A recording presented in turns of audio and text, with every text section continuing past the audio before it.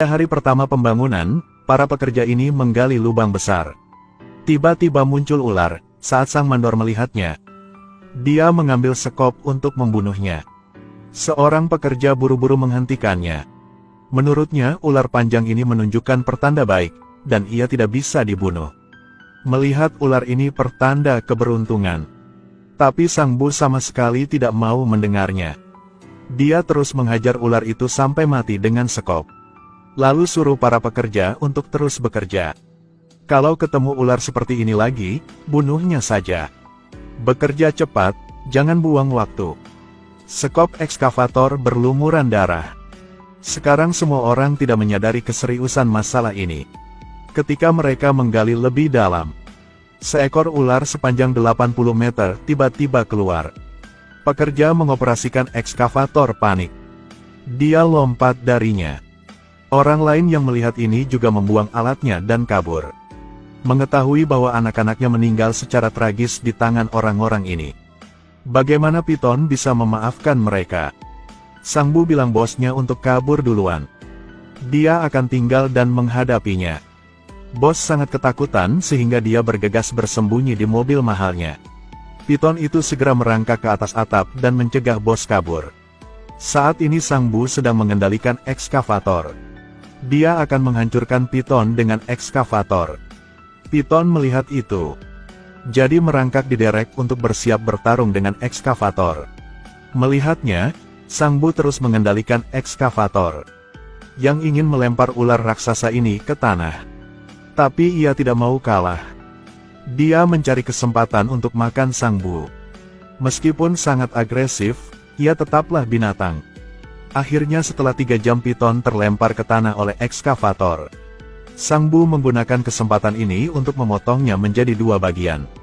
Tapi dia tahu bahwa seekor ular kecil telah mengingat bentuknya. Suatu hari dia saat akan kembali untuk balas dendam. Dalam sekejap mata, 10 tahun telah berlalu. Sang Bu telah menjadi tangan kanan bosnya. Di hotel dia sombong dan mengutuk bawahan-bawahannya dengan keras. Bawahannya hanya bisa diam dan tidak berani angkat bicara. Malam ini Sang Bu bersiap bersenang-senang dengan pacarnya. Tapi ketika dia baru saja memasuki ruangan, seekor ular kecil itu mengikutinya.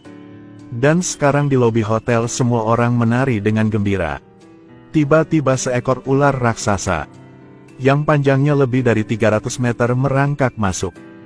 Dia masuk lift menuju lobi hotel. Dia tidak membunuh orang sembarangan. Dia datang hanya untuk membalas dendam pada orang yang membunuh ibunya. 10 tahun yang lalu Sang Bu untuk keuntungannya, yang telah membunuh ibunya. 10 tahun kemudian ular kecil itu pun menjadi besar.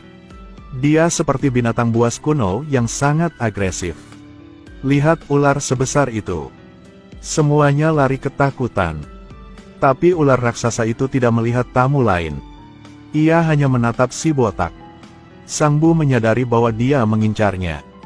Jadi dia ingin masuk dalam keramaian dan mengambil kesempatan untuk menyelinap keluar. Sang Bu kabur, dia langsung menemukan Bos Truong. Ceritakan kisah yang terjadi di hotel. Seekor ular raksasa muncul. Tuan Truong menjadi tertarik mendengarnya. Dia menyuruh Sang Bu untuk menangkap ular raksasa itu hidup-hidup. Jika bisa tangkap dan simpannya dalam sangkar kaca di hotel, mereka pasti akan menarik lebih banyak pengunjung. Antara kehidupan dan kepentingan, Sang Bu tidak mau melakukannya karena sangat berbahaya. Dia masih haus akan hidup. Jika kamu ingin menangkapnya hidup-hidup kamu harus membayarku lebih banyak lagi, kata Sang Bu. 10 juta, tawaran sang bos. 10 juta mereka setuju satu sama lain. Bagaimana dia bisa mengabaikan uang sebesar itu? Dia langsung suruh para bawahannya cari ular raksasa itu. Tetapi mereka tidak tahu bahwa ularnya juga mencari mereka. Dalam sekejap mata orang terakhir ditelan olehnya. Melihatnya, banyak orang langsung kabur. Setelah ular itu menelan seseorang dia menjadi lebih agresif. Tidak lama kemudian orang terakhir dicengkeram ular itu. Lalu dia menyerang Sang Bu. Dia buru-buru menarik pelatuk. Ular terkena peluru. Gunakan kesempatan ini untuk mencoba kabur dari rumah. Saat ketiganya mencapai pintu gudang, Tiba-tiba Bos Truong membuat pacar Sang Bu pingsan. Untuk berhasil menangkap ular raksasa, Bos Truong ingin menggunakan pacar Sang Bu sebagai umpan.